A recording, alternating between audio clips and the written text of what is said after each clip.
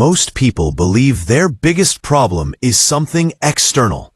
A failed relationship, a missed opportunity, a lack of discipline, a broken routine, or bad luck. But what if the real problem isn't what happened to you, but the story your mind tells you about what happened? If you've ever felt emotionally exhausted for no obvious reason, if you replay conversations long after they end, if a single bad moment can ruin an entire day, then this video is for you. Because today, we're not talking about motivation, positivity, or surface-level mindset tricks. We're talking about the invisible mental habits that quietly control your emotions, your confidence, and your future without you ever noticing. Most of us assume our thoughts are facts. We trust them automatically. If a thought feels intense, we assume it must be true. But the mind is not a neutral narrator. It is a pattern-making machine designed for survival, not happiness. And once you understand how these patterns work, you realize something uncomfortable but empowering. You are not suffering because life is cruel. You are suffering because your mind keeps lying to you in very convincing ways. One of the earliest mental traps we fall into is the need for absolute certainty. The mind hates ambiguity. It wants clean categories, clear labels, and definitive conclusions. You're either successful or a failure, loved or unwanted, confident or broken. This kind of thinking feels logical, but it erases reality. Real life exists in the middle. You can be improving and struggling at the same time. You can be loved and still rejected by someone. You can be competent and still make mistakes. When your mind insists on extremes, it doesn't simplify your life. It suffocates it. Growth becomes impossible because anything short of perfection feels like proof that you're not enough. From there, the mind often moves into another quiet habit, turning one experience into a universal truth. A single rejection becomes evidence that you're unlovable. One failure becomes proof that you always fail. One awkward moment becomes confirmation that you're socially incapable. This happens because the brain is constantly searching for patterns. And when emotions are involved, it lowers its standards for evidence.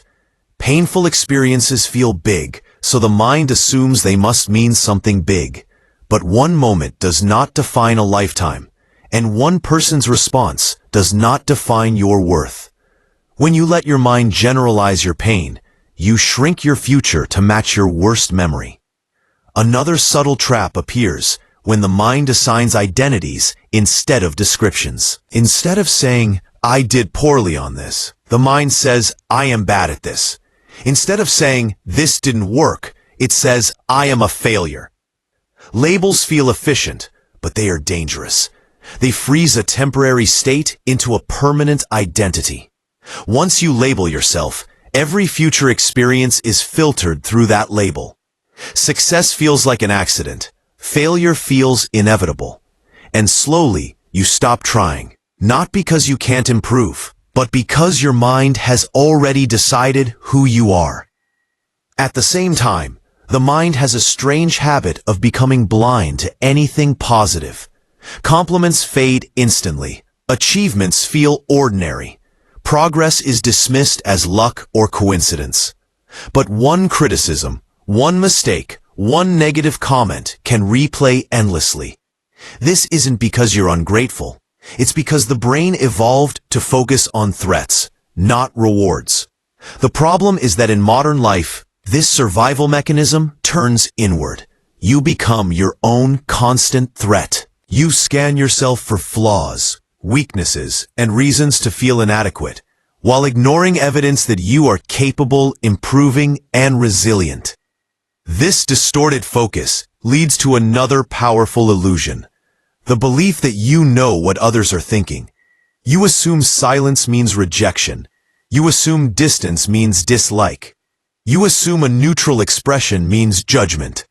The mind fills in gaps with stories, And those stories are almost always negative. Rarely do we assume the best. We rarely consider that someone might be distracted, overwhelmed, or simply lost in their own world. Instead, we personalize everything, turning neutral events into emotional verdicts about ourselves. Fear amplifies this process. The mind magnifies small possibilities into catastrophic outcomes. A single uncertainty becomes a future disaster. A minor symptom becomes a serious illness. A small conflict becomes the end of a relationship. Emotionally, it feels justified because fear feels urgent. But urgency does not equal accuracy. The mind confuses intensity with truth, and the louder the fear, the more convincing the story becomes. This is how anxiety maintains control without needing real danger. Then there is emotional reasoning, one of the most deceptive mental habits of all. This is when feelings are treated as evidence. If you feel insecure, you assume something is wrong. If you feel jealous, you assume betrayal. If you feel anxious, you assume danger. But emotions are reactions, not conclusions. They are signals, not verdicts. When you mistake emotion for truth, you surrender your judgment to your nervous system. You stop asking what's actually happening and start living inside imagined scenarios that feel real enough to hurt you. Layered on top of this is a constant stream of internal rules. You should be further ahead. You should feel happier. You should be more disciplined. Others should treat you differently. Life should be fair by now. These silent rules create endless frustration because reality rarely follows them. Every should is a contract with the world that reality never signed. And when those expectations are violated, the mind produces guilt, resentment, and shame. Not because something went wrong, but because something didn't match an imagined standard. Eventually, the mind begins to take responsibility for things it cannot control. Random events feel personal. Bad timing feels like incompetence. External chaos feels like a personal failure. This creates a false sense of control that turns into self-blame. Instead of recognizing the complexity of life, the mind simplifies everything into personal fault. And while this feels painful, it also feels familiar, because blaming yourself feels safer than accepting uncertainty. Perhaps the most damaging habit of all is the refusal to acknowledge progress. Accomplishments are minimized. Growth is discounted. Effort is dismissed. The mind sets the bar so high that nothing ever counts. And when nothing counts, motivation dies. You begin to feel like you're running on a treadmill that never moves forward. Not because you aren't progressing, but because your mind refuses to register progress as meaningful. Here's the shift that changes everything. These thoughts are not truths, they are habits. And habits can be observed, questioned, and weakened. You don't need to silence your mind or replace every thought with a positive one. You need to slow down the automatic storytelling. You need to create space between what happens and what you conclude. That space is where freedom begins. When you notice a thought, instead of asking, "Is this true?" ask, "Is this the only possible explanation?" When emotion surges, ask, "What is this feeling reacting to, and what facts do I actually have?"